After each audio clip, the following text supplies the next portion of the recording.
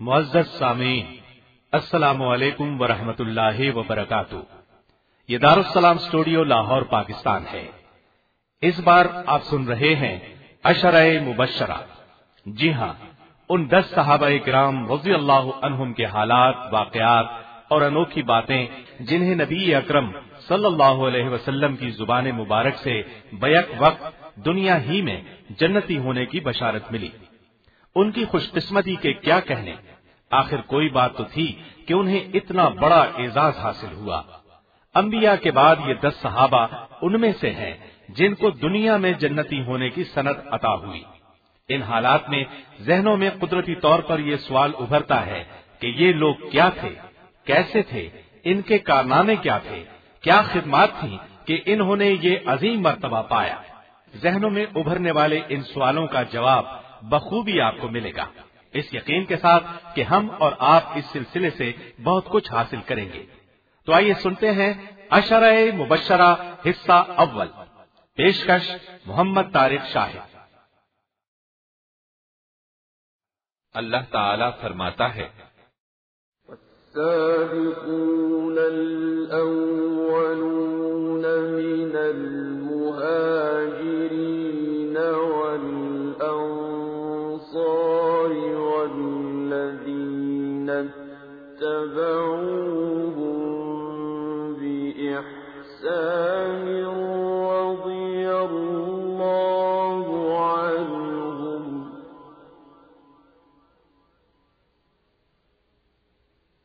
رضي الله عنهم ورضوا عنه وأعد لهم جنات تجري تحتها الأنهار خالدين فيها أبدا ذلك الفوز العظيم।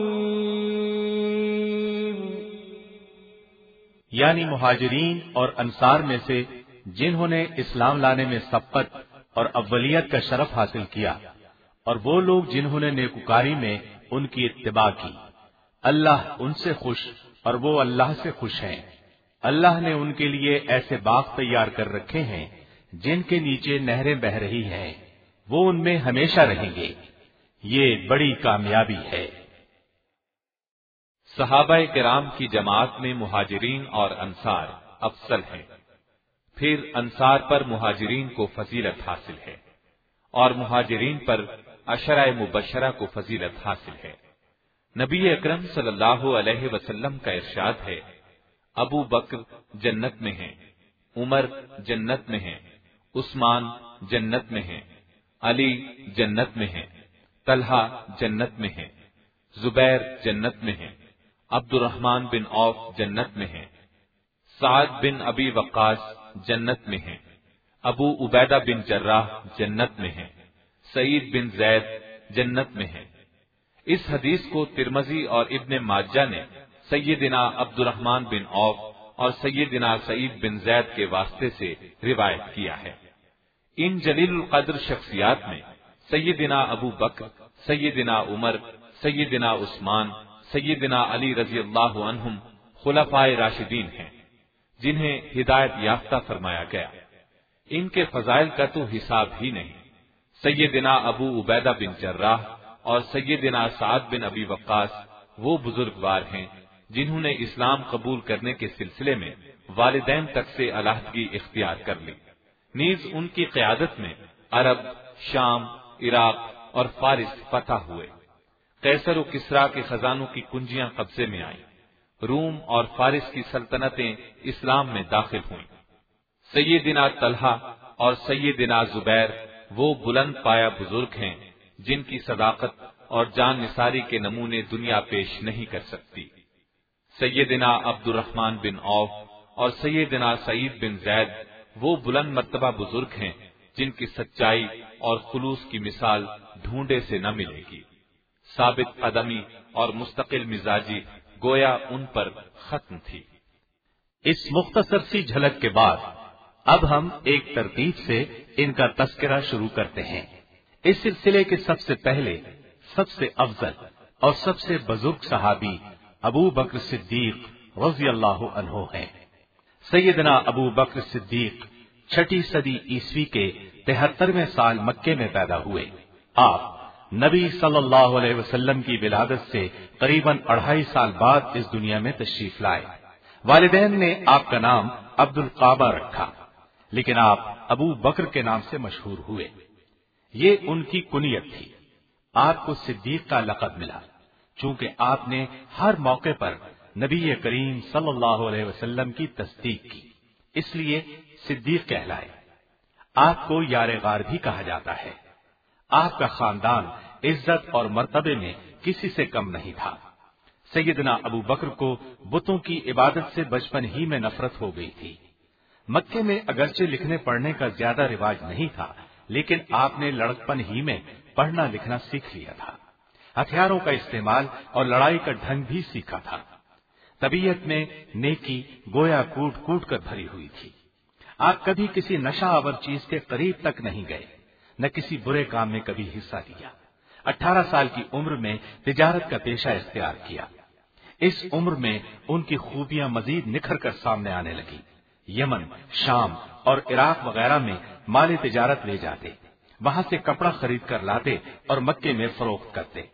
जल्द ही अपनी सच्चाई और दयानत की वजह से कुरैश के दूसरे ताजरों से आगे निकल गए और मक्के के रईसों में उनका शुमार होने लगा। जितने दौलतमंद थे उतने ही सखी, नरम दिल और लोगों के हमदर्द थे।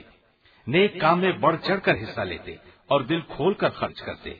भूखों को खाना खिलाते, नंगों को कपड़े पहनाते, बेवाओं और यतीमों की मदद करते, मेहमानों और मुसाफिरों की खिदमत और खातिर तवाज़ो करते। किसी को मुसीबत में देखते तो फौरन उसकी मदद को पहुंच जाते। आम लोगों के साथ मोहब्बत और शफकत से पेश आते। झूठ से नफरत थी। शराब को हाथ नहीं लगाते थे। बुतों से नफरत करते थे। गरज उस जमाने में जितनी बुराइयां फैली हुई थी उन सब से दूर भागते थे। अरबी जुबान के बहुत अच्छे आलिम थे। झगड़ों का फैसला उन्हीं से कराया जाता था। लोग उनकी जमानत को मंजूर करते थे। सभी दिल से उनकी इज्जत करते थे। तिजारती रास्तों में जिन लोगों से वास्ता पड़ता था वो भी उन्हें एक मुअज्जज और नेक ताजिर मानते थे। उसी जमाने में उनकी दोस्ती नबी सल्लल्लाहु अलैहि वसल्लम से हो गई। वक्त गुजरने के साथ साथ ये दोस्ती मजबूत तर होती चली गई। दोनों को एक दूसरे से बहुत मोहब्बत थी। तिजारती सफरों में साथ रहता था। फिर तो नौबत यहाँ तक पहुंची कि रसूलुल्लाह सल्लल्लाहु अलैहि वसल्लम हर रोज सुबह शाम उनके घर जाने लगे। इसी तरह सैयदना अबू बकर मक्के के सब लोगों से बढ़कर ऐलान नबुव्वत से पहले ही आप सल्लल्लाहु अलैहि वसल्लम के नजदीक आ चुके थे। आप सल्लल्लाहु अलैहि वसल्लम के आला अखलाक और बेमिसाल खूबियों को जान चुके थे। जब नबी सल्लल्लाहु अलैहि वसल्लम ने उन्हें इस्लाम की दावत पेश की तो उस वक्त उनकी उम्र 38 साल थी और आप मर्दों में सबसे पहले इस्लाम लाए। तब रसूलुल्लाह सल्लल्लाहु अलैहि वसल्लम ने अपने घर वालों पर भी इस्लाम पेश किया। चुनाचे औरतों में से सैयदा खदीजा, बच्चों में से सैयदना अली बिन अबी तालिब और गुलामों में से आपके गुलाम सैयदना जैद बिन हारिसा आप पर ईमान ले आए। सैयदना अली आपके चचाजाद भाई थे। आपके साथ ही रहते थे। घर से बाहर सबसे पहले सैयदना अबू बकर आप पर ईमान लाए। जो ही आप सल्लल्लाहु अलैहि वसल्लम ने उन पर इस्लाम पेश किया, अबू बकर सिद्दीक ने कबूल करने में एक लम्हे की भी देर न की। इस्लाम लाते ही आपने फौरन कह दिया, मेरी हर चीज के मालिक अल्लाह और अल्लाह के रसूल हैं। इस्लाम की खातिर मैं अपनी जान और औलाद भी कुर्बान कर सकता हूँ। शुरू के 3 सालों में नबी सल्लल्लाहु अलैहि वसल्लम ने सिर्फ उन समझदार लोगों पर इस्लाम पेश किया जिनसे किसी झगड़े की उम्मीद नहीं थी और उम्मीद थी कि वो अल्लाह का दीन कबूल कर लेंगे। इस काम में अबू बकर सिद्दीक ने आपका पूरा पूरा साथ दिया और अपनी तबलीग से बहुत से लोगों को मुसलमान कर लिया। सैयदना उस्मान बिन अफ़्फ़ान, सैयदना तलहा, सैयदना जुबैर, सैयदना साद बिन अबी वक्कास और सैयदना अब्दुर्रहमान बिन औफ रज़ी अल्लाहु अन्हुम को आपकी तबलीग ने मुतासिर किया اور یہ مسلمان ہو گئے۔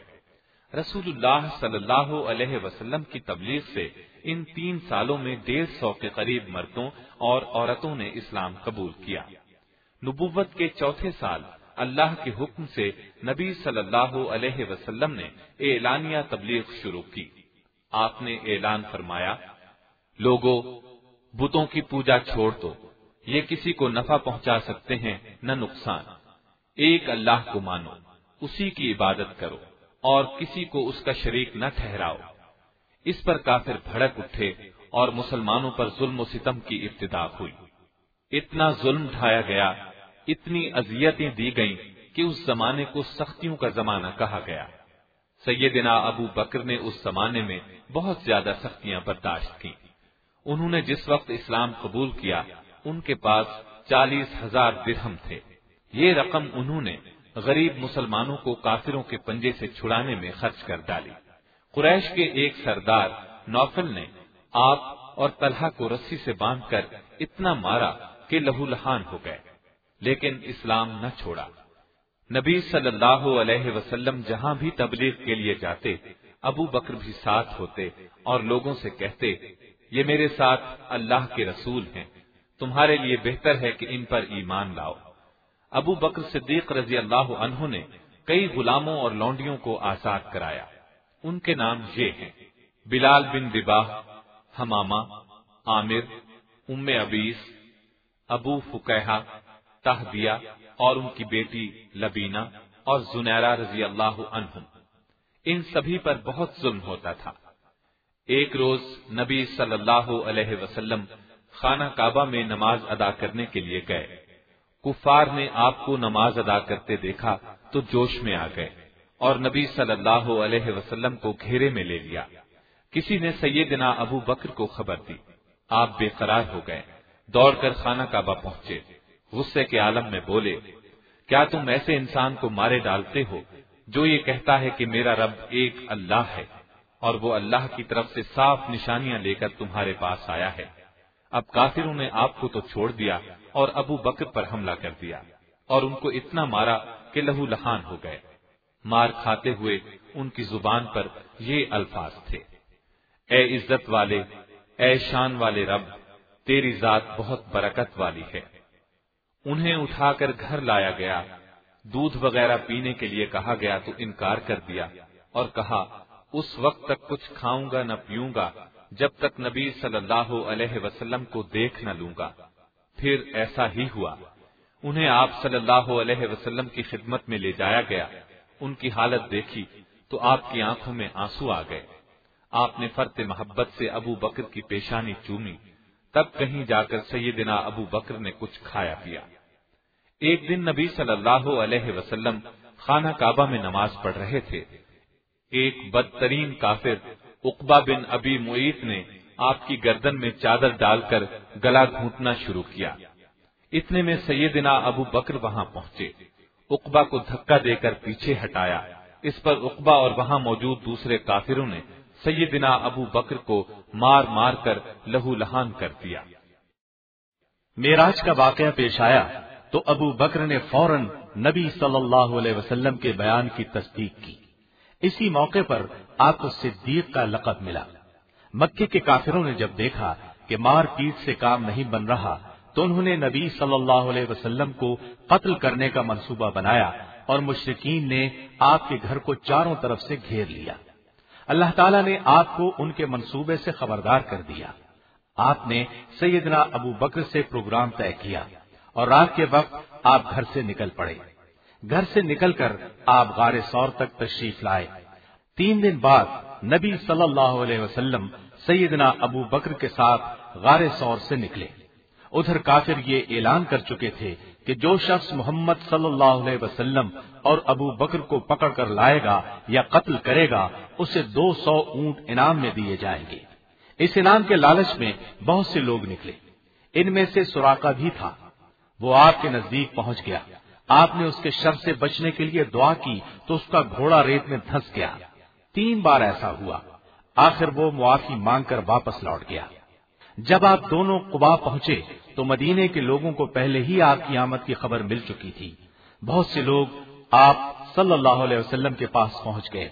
यहाँ मस्जिद तामीर फरमाई। ये मस्जिद आज भी मस्जिद कुबा के नाम से मौजूद है और मुसलमान वहां जाकर 2 रकत नमाज अदा करते हैं। 15 दिन बाद आप मदीने पहुंचे। मदीने के बहुत से लोग पहले ही मुसलमान हो चुके थे, जो नबी सल्लल्लाहु अलैहि वसल्लम का बेचैनी से इंतजार कर रहे थे। मदीने में आपने सैयदना अबू अय्यूब अंसारी के घर में क़याम फरमाया। सैयदना अबू बकर आपके साथ थे। इसके बाद सैयदना अबू बकर ने अपने घर वालों को भी मदीने बुला लिया। अलबत्ता वालिद और वालिदा मक्के ही में रहे, इसलिए कि वालिद अभी तक मुसलमान नहीं हुए थे। उनके बुढ़ापे की वजह से वालिदा को उनके साथ रहना पड़ा। मदीने पहुंचकर आपने फिर कपड़े की तिजारत शुरू कर दी, लेकिन ज्यादा वक्त नबी सल्लल्लाहु अलैहि वसल्लम के साथ रहते और दीन की खिदमत में गुजारते। नबी सल्लल्लाहु अलैहि वसल्लम ने मदीने पहुंचने पर मुहाजिरीन और अंसार में भाईचारा करवाया तो सैयदना अबू बकर को खारिजा बिन जैद का भाई बनाया। आपने दीन के लिए हर तरह की कुर्बानी दी, जिहाद में भी पूरा पूरा हिस्सा लिया, अपना माल बेदरेग अल्लाह के रास्ते में खर्च किया, जरूरत पड़ने पर जान की बाजी लगाने में भी पीछे न रहे। बद्र की लड़ाई में अबू बकर सिद्दीक भी शामिल थे। नबी सल्लल्लाहु अलैहि वसल्लम के लिए एक साहिबान बनाया गया। अबू बकर सिद्दीक नंगी तलवार लिए उस साहिबान के आगे खड़े हो गए ताकि कोई दुश्मन आपकी तरफ न बढ़ सके। लड़ाई शुरू होने से पहले आपने अल्लाह ताला के हुजूर सजदे में बहुत देर तक दुआ की तो सैयदना अबू बकर को रोना आ गया। नबी सल्लल्लाहु अलैहि वसल्लम का हाथ पकड़कर कहा, ऐ अल्लाह के रसूल, अब बस कीजिए, आप बहुत दुआ मांग चुके, अल्लाह ताला आपसे किया हुआ वादा पूरा फरमाएगा।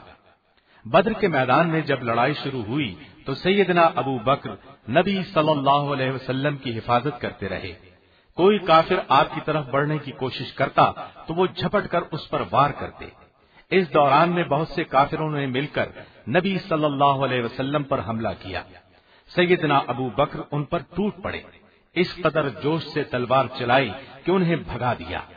आपके बेटे अब्दुर्रहमान उस वक्त तक मुसलमान नहीं हुए थे, काफिरों की फौज में शामिल थे।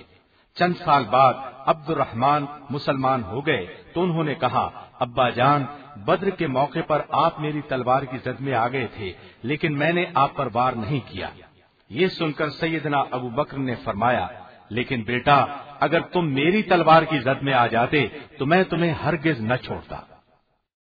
बद्र की लड़ाई का बदला लेने के लिए अगले साल काफिर 3000 का लश्कर लेकर हमला आवर हुए। मदीने से 4 किलोमीटर के फासले पर ओहद का पहाड़ है। नबी सल्लल्लाहु अलैहि वसल्लम 700 मुजाहिदीन के साथ ओहद के मैदान में पहुंचे। सैयदना अबू बकर भी साथ थे। मुसलमान बड़ी बहादुरी से लड़े, काफिरों के पांव उखड़ गए, वो भाग निकले। मुसलमान माले गनीमत लूटने लगे।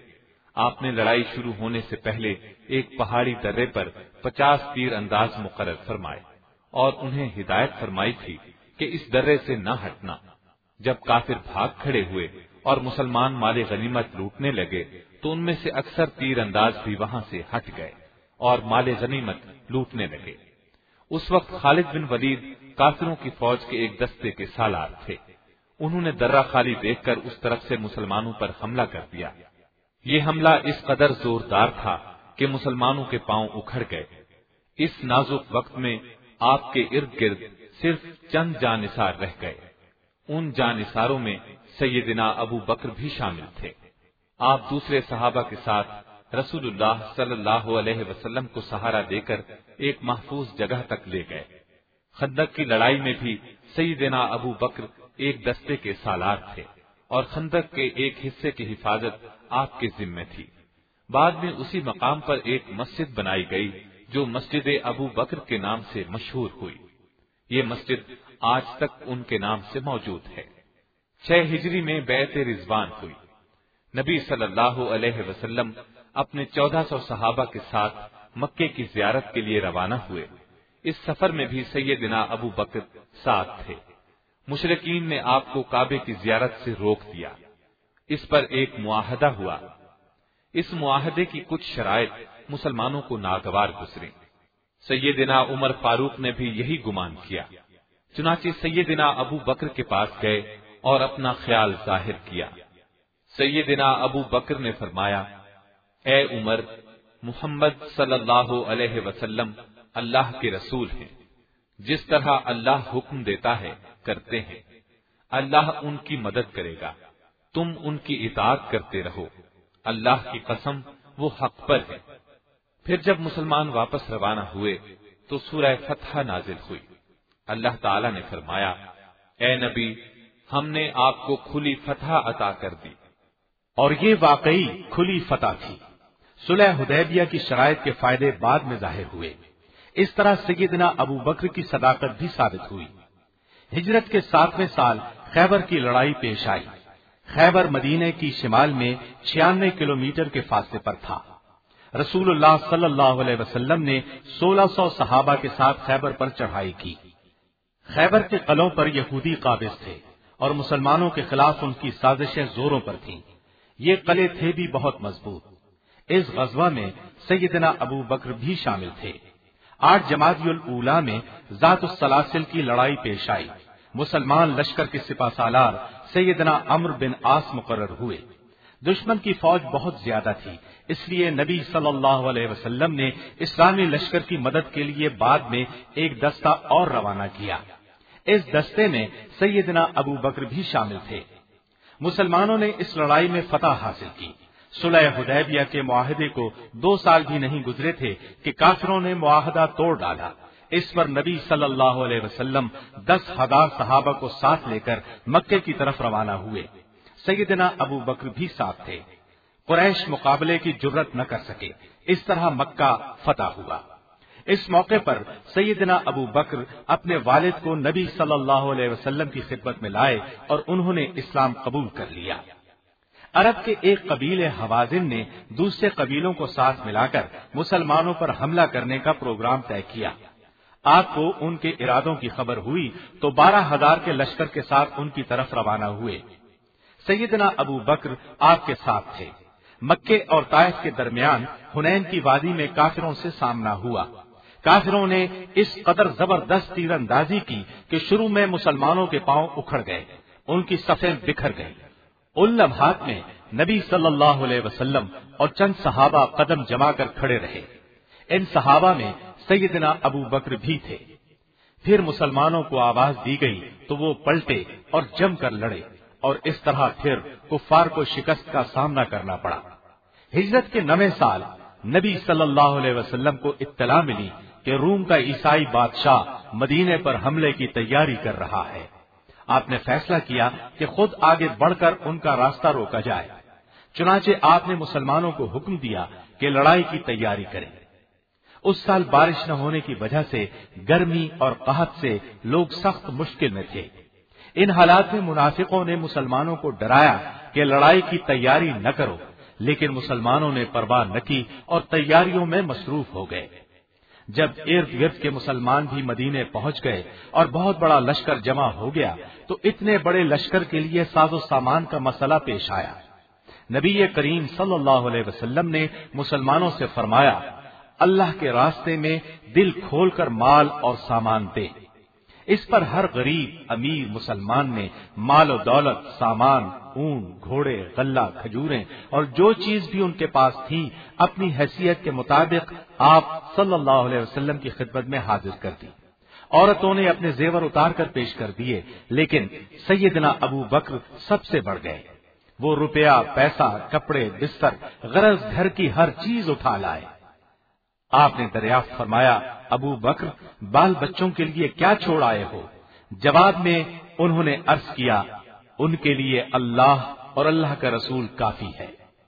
جب تیاریاں مکمل ہو گئیں تو نبی صلی اللہ علیہ وسلم 30,000 جان نثاروں کے ساتھ روانہ ہوئے۔ اس وقت ساری فوج کا انتظام سیدنا ابو بکر کے سپرد تھا۔ فوج کا بڑا جھنڈا بھی انہی کے پاس تھا۔ تبوک کا سفر بہت طویل اور مشکل تھا۔ عیسائی بادشاہ نے مقابلے میں آنے کی جرت ہی نہ کی، البتہ ارد گرد کے عیسائی حاکموں نے اطاعت قبول کی۔ اس طرح یہ لشکر واپس لوٹا۔ ہجرت کے 10ویں سال نبی صلی اللہ علیہ وسلم حج کے لیے تشریف لے گئے۔ سیدنا ابو بکر اور ہزاروں صحابہ آپ کے ساتھ تھے۔ اس حج کو حجۃ الوداع کہا جاتا ہے۔ سفر 11 ہجری میں رسول اللہ صلی اللہ علیہ وسلم نے ایک لشکر شام کی طرف بھیجنے کا ارادہ فرمایا۔ اسامہ بن زید کو لشکر کا سالار مقرر فرمایا۔ موتا کی لڑائی میں عیسائیوں کے ہاتھوں آپ کے کئی صحابہ شہید ہو گئے تھے، ان میں اسامہ کے والد زید رضی اللہ عنہ بھی تھے۔ اس لشکر کے بھیجنے کا مقصد یہی تھا کہ روم کے بادشاہ سے موتا کی لڑائی کا بدلہ لیا جائے۔ اس لشکر میں سیدنا ابو بکر اور دوسرے بڑے صحابہ عام سپاہی کی حیثیت سے شامل تھے۔ یہ لشکر ابھی مدینے سے باہر ہی پہنچا تھا کہ نبی صلی اللہ علیہ وسلم کی شدید علالت کی اطلاع ملی۔ چنانچہ سیدنا اسامہ، سیدنا ابو بکر اور چند بڑے صحابہ مدینہ واپس آ گئے۔ اپنی علالت کے دوران میں آپ صلی اللہ علیہ وسلم نے ابو بکر کو نماز پڑھانے کا حکم دیا۔ ابو بکر صدیق نے مسلمانوں کو 17 نمازیں پڑھائیں۔ 12 ربیع الاول پیر کے دن نبی صلی اللہ علیہ وسلم وفات پا گئے۔ یہ دل ہلا دینے والی خبر سیدنا ابو بکر تک پہنچی تو غم سے نڈھال ہو گئے۔ یہ ان کی زندگی کا سب سے بڑا صدمہ تھا۔ حجرے میں داخل ہوئے، آپ کے چہرہ مبارک سے چادر ہٹائی، پیشانی پر بوسہ دیا اور رو کر کہا، میرے ماں باپ آپ پر قربان جائیں، آپ کی حیات اور وفات دونوں پاک ہیں۔ جو موت اللہ نے آپ کے لیے لکھ دی وہ آ چکی، اب آپ پر کوئی موت نہیں آئے گی۔ یہ کہہ کر چادر پھر چہرے پر ڈال دی۔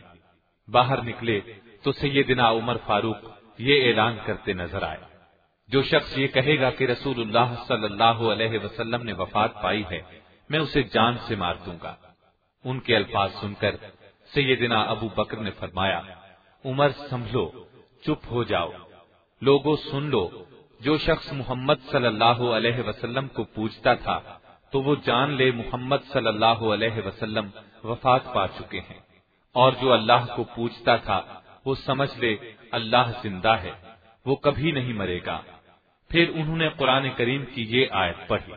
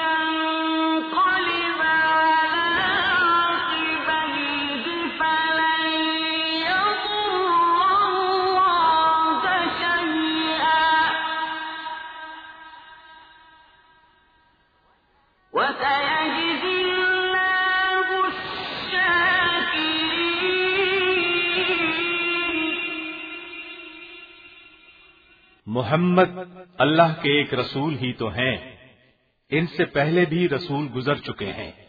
اگر محمد وفات پا جائیں یا قتل کر دیے جائیں تو کیا تم اپنی ایڑیوں کے بل پھر جاؤ گے؟ اور جو شخص اپنی ایڑیوں کے بل پھر جائے گا تو وہ اللہ کو کچھ نقصان نہیں پہنچا سکے گا، اور اللہ شکر گزار بندوں کو اچھا بدلہ دے گا۔ ابو بکر صدیق نے جب یہ آیت پڑھی تب لوگوں کو یقین آیا کہ رسول اللہ صلی اللہ علیہ وسلم ان سے جدا ہو گئے ہیں۔ سیدنا عمر فاروق تو صدمے سے نڈھال ہو کر زمین پر گر پڑے۔ نبی صلی اللہ علیہ وسلم کی وفات کے بعد سیدنا ابو بکر کو مسلمانوں نے اپنا خلیفہ منتخب کر لیا۔ جب لوگ آپ کی بیعت کر چکے تو آپ نے ان کے سامنے یہ خطبہ دیا، لوگوں، اللہ کی قسم، میں نے کبھی تمہارا امیر بننے کی خواہش نہیں کی۔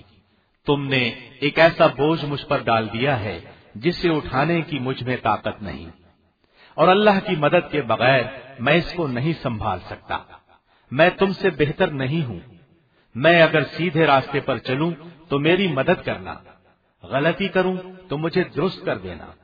یاد رکھو، سچائی امانت ہے اور جھوٹ خیانت۔ تم میں سے جو کمزور ہے وہ میرے نزدیک طاقتور ہے، یہاں تک کہ اس کا حق دلا دوں، اور تم میں سے جو طاقتور ہے وہ میرے نزدیک کمزور ہے، یہاں تک کہ اس سے دوسروں کا حق لے لوں۔ جو قوم اللہ کی راہ میں جہاد کرنا چھوڑ دیتی ہے وہ ذلیل کر دی جاتی ہے۔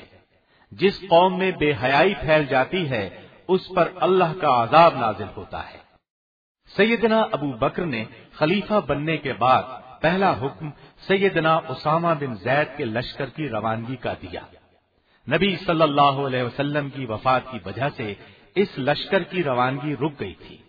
بعض صحابہ نے آپ کو مشورہ دیا کہ ان حالات میں اس لشکر کو نہ بھیجا جائے تاکہ اگر دشمن مدینے پر حملہ کرے تو اس کا مقابلہ کیا جا سکے۔ آپ نے یہ مشورہ نہ مانا اور فرمایا، اللہ کی قسم، اگر مدینہ لوگوں سے اس طرح خالی ہو جائے کہ جنگل کے درندے اور کتے مجھے پھاڑ کھائیں تو بھی میں اس لشکر کو شام جانے سے نہیں روک سکتا جس کو اللہ کے رسول صلی اللہ علیہ وسلم نے روانہ فرمایا تھا۔ آپ خود لشکر کو رخصت کرنے کے لیے مقام جرف تک گئے۔ آپ پیدل چل رہے تھے جبکہ اسامہ گھوڑے پر سوار تھے۔ یہ لشکر عیسائیوں کو شکست دے کر واپس لوٹا۔ اب آپ اندرونی فتنوں کی طرف متوجہ ہوئے۔ کچھ قبائل نے زکات دینے سے انکار کیا تھا، کچھ اسلام سے مرتد ہو گئے تھے۔ یہ لوگ نبوت کا جھوٹا دعویٰ کرنے والوں کے جال میں پھنس گئے تھے۔ ان تمام فتنوں کو فتنہ ارتداد کہا جاتا ہے۔ ان مرتدوں کے مقابلے میں ابو بکر خود لشکر لے کر نکلے اور انہیں شکست دی۔ واپس آ کر مسلمانوں کے 11 لشکر ترتیب دیے۔ ان لشکروں کو باغیوں، بچ جانے والے مرتدوں اور جھوٹے نبیوں کے خلاف روانہ کیا۔ اس سلسلے میں یمامہ کی جنگ بہت مشہور ہے۔ اس میں مسیلمہ کذاب مارا گیا، 10,000 مرتد مارے گئے۔ جو دوسرے لشکر بھیجے گئے تھے انہوں نے فسادیوں اور باغیوں کو شکست پر شکست دی اور ان کی کمر توڑ کر رکھ دی۔ اس کا نتیجہ یہ نکلا کہ عرب میں ہر طرف امن و امان ہو گیا۔ قرآن مجید نبی صلی اللہ علیہ وسلم کی زندگی مبارک میں لکھا جا چکا تھا۔ آپ نے سورتوں کی ترتیب بھی مقرر فرما دی تھی، لیکن سارا قرآن ایک جگہ لکھا ہوا نہیں تھا۔ سیدنا ابو بکر نے پورا قرآن ایک جگہ جمع کروایا۔ اندرونی فتنوں سے فرصت پا کر آپ رومیوں اور ایرانیوں کی طرف متوجہ ہوئے۔ اس وقت یہ دونوں دنیا کی سب سے بڑی سلطنتیں تھیں۔ روم والے عیسائی تھے جبکہ ایران کے لوگ آگ کی پوجا کرتے تھے۔ آپ نے سیدنا خالد بن ولید کو عراق کی طرف روانہ کیا۔ ان کی ایرانیوں سے 15 کے قریب جنگیں ہوئیں۔ ان سب میں اللہ تعالی نے فتح عطا کی۔ ان میں جنگ ذات السلاسل، مزار، دجلہ اور فراز کی لڑائیاں بہت سخت تھیں۔ شام کے محاذ کے لیے آپ نے لشکر کو 4 حصوں میں تقسیم کیا۔ ان پر رسول اللہ صلی اللہ علیہ وسلم کے 4 قریبی صحابہ کو سالار مقرر کیا۔ ان کے نام یہ ہیں: سیدنا ابو عبیدہ بن جراح، سیدنا یزید بن ابی سفیان، سیدنا شرحبیل بن حسنہ اور سیدنا عمرو بن عاص۔ یہ چاروں لشکر مختلف راستوں سے شام میں داخل ہوئے۔ وہاں ہر طرف رومیوں کے بڑے بڑے لشکر جنگ کے لیے تیار تھے۔ انہوں نے سیدنا ابو بکر کو اس صورتحال کی اطلاع دی۔ انہوں نے فوراً سیدنا خالد بن ولید کو حکم بھیجا کہ وہ فوراً عراق سے شام پہنچ جائیں۔ وہاں پہنچ کر ساری فوجوں کی کمان اپنے ہاتھ میں لیں۔ اجنادین کے مقام پر دونوں لشکر ایک دوسرے سے ٹکرائے۔ ہزارہا رومی مارے گئے، باقی بھاگ نکلے۔ اجنادین کے بعد یرموک کے مقام پر رومیوں سے مقابلہ ہوا۔ یہاں بھی انہیں زبردست شکست ہوئی۔ ایران کے محاذ سے خالد بن ولید کو بلا لیا گیا تھا۔ وہاں مثنہ بن حارثہ تھوڑی سی فوج کے ساتھ رہ گئے تھے۔ انہوں نے اس تھوڑی سی فوج سے بھی ایرانی بادشاہ شہر براز کی زبردست فوج کو شکست دی۔ اس شکست کی خبر سن کر شہر براز مر گیا۔ اس کے بعد ایران کے تخت پر ایک شہزادی بیٹھی۔ اس نے مثنہ بن حارثہ کے مقابلے میں ایک بہت بڑی فوج تیار کی۔ مثنہ کے پاس چونکہ بہت تھوڑی فوج تھی، اس لیے وہ حالات بتانے کے لیے خود مدینے پہنچے، لیکن وہاں ابو بکر مرض الوفات میں مبتلا ہو چکے تھے۔ انہیں تیز بخار ہوا تھا جو 15 دن جاری رہا۔ بیماری بڑھی تو آپ نے وصیت کی کہ ان کے بعد عمر خلیفہ ہوں گے۔ بیماری کے دوران میں انہوں نے پوچھا، خلیفہ مقرر ہونے سے اب تک مجھے کتنا وظیفہ ملا ہے؟ بتایا گیا 8000 درہم۔ فرمایا، میری فلاں زمین بیچ کر بیت المال کا سارا روپیہ واپس جمع کرا دیا جائے۔ پھر پوچھا، جب سے میں خلیفہ بنا میری جائیداد کتنی بڑھی؟ گھر کے افراد نے کہا، ایک حبشی غلام ہے جو بچوں کو کھلاتا ہے، مسلمانوں کی تلواریں صاف کرتا ہے، ایک اونٹنی ہے جس پر پانی لایا جاتا ہے، اور ایک معمولی سی پرانی چادر ہے۔ فرمایا، میرے مرنے کے بعد یہ سب چیزیں نئے خلیفہ عمر کے پاس پہنچا دی جائیں۔ ایسے میں مثنہ بن حارثہ خدمت میں حاضر ہوئے، بیماری کی حالت میں ان سے عراق کے حالات سنے، پھر عمر کو ہدایت دی کہ میرے مرنے کے فوراً بعد مسلمانوں کو مثنہ کی مدد کے لیے تیار کریں۔ کفن دفن کے بارے میں سیدنا عائشہ اور گھر والوں کو وصیت کی کہ انہیں انہی کپڑوں میں دفن کیا جائے جو پہنے ہوئے ہیں۔ پھر فرمایا، میری قبر رسول اللہ صلی اللہ علیہ وسلم کی قبر مبارک کے پاس بنائی جائے۔ نبی صلی اللہ علیہ وسلم نے پیر کو وفات پائی تھی، آج پیر ہی ہے، مجھے امید ہے کہ میری موت بھی آج ہی ہوگی۔ چنانچہ 22 جمادی الاخری 13 ہجری کو پیر کے دن مغرب اور عشاء کی نماز کے درمیان انہوں نے زندگی کا آخری سانس لیا۔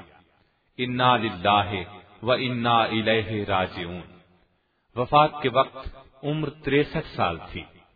خلافت کی مدت 2 سال 3 مہینے 11 دن ہے۔ ابو بکر صدیق رضی اللہ عنہ کی چند صفات ایک نظر میں ملاحظہ ہوں۔ آپ نبی صلی اللہ علیہ وسلم کے سب سے پیارے دوست اور ساتھی تھے۔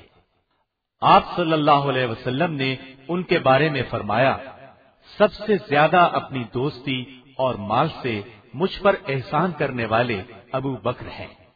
آپ ان 4 بزرگوں میں سے ایک ہیں جو رسول اللہ صلی اللہ علیہ وسلم پر سب سے پہلے ایمان لائے۔ دنیا کے کروڑوں مسلمان آپ کو اللہ کے رسولوں اور نبیوں کے بعد سب سے افضل مانتے ہیں۔ آپ رسول اللہ صلی اللہ علیہ وسلم کے منہ بولے بھائی اور خسر تھے۔ آپ کی پیاری بیٹی سیدہ عائشہ صدیقہ رسول اللہ صلی اللہ علیہ وسلم کی زوجہ محترمہ تھی۔ آپ زبردست سچے اور کھرے انسان تھے۔ ہر موقع اور مرحلے پر نبی صلی اللہ علیہ وسلم کی تصدیق کی، اس لیے آپ کو صدیق کا لقب ملا۔ ہر وقت ہر دم اپنی جان اور دولت رسول اللہ صلی اللہ علیہ وسلم پر قربان کرنے کے لیے تیار رہتے تھے۔ انہوں نے اللہ کے راستے میں اپنا سب کچھ قربان کر دیا اور بہت مصیبتیں برداشت کی۔ ہجرت کے سفر اور غار ثور میں آپ نبی کریم صلی اللہ علیہ وسلم کے ساتھ تھے۔ خود باری تعالی نے قرآن کریم میں غار والے واقعے کا ذکر فرمایا۔ آپ کو رسول اللہ صلی اللہ علیہ وسلم کا ساتھی فرمایا۔ آپ ان 10 بزرگوں میں سے پہلے ہیں جنہیں نبی صلی اللہ علیہ وسلم نے کھلے الفاظ میں جنتی فرمایا۔ ان میں بھی آپ کو یہ فضیلت حاصل ہے کہ آپ حوض کوثر پر رسول اللہ صلی اللہ علیہ وسلم کے ساتھی ہوں گے۔ تبوک کی لڑائی کے لیے جب نبی صلی اللہ علیہ وسلم نے چندے کی اپیل کی تو آپ اپنے گھر کی ہر چیز لے آئے۔ نبی صلی اللہ علیہ وسلم کی رحلت کے بعد مسلمانوں نے آپ کو اپنا خلیفہ چنا۔ آپ نبی کی امت پر سب سے زیادہ مہربان تھے۔ نبی صلی اللہ علیہ وسلم کی وفات کے بعد آپ اسلام سے پھر جانے والوں کے سامنے ذرا نہ جھکے، ان کا ڈٹ کر مقابلہ کیا، اس طرح اسلام کی زبردست خدمت کرنے کا سبب بنے۔ اللہ کے بھروسے پر اس وقت کی 2 بڑی طاقتوں ایران اور روم کے خلاف جہاد کیا۔ یہ تھا ذکر عشرہ مبشرہ میں سے پہلے صحابی سیدنا ابو بکر رضی اللہ عنہ کا، جو پہلے خلیفہ راشد بھی ہیں۔ اب ہم ذکر کرتے ہیں دوسرے صحابی سیدنا عمر فاروق رضی اللہ عنہ کا۔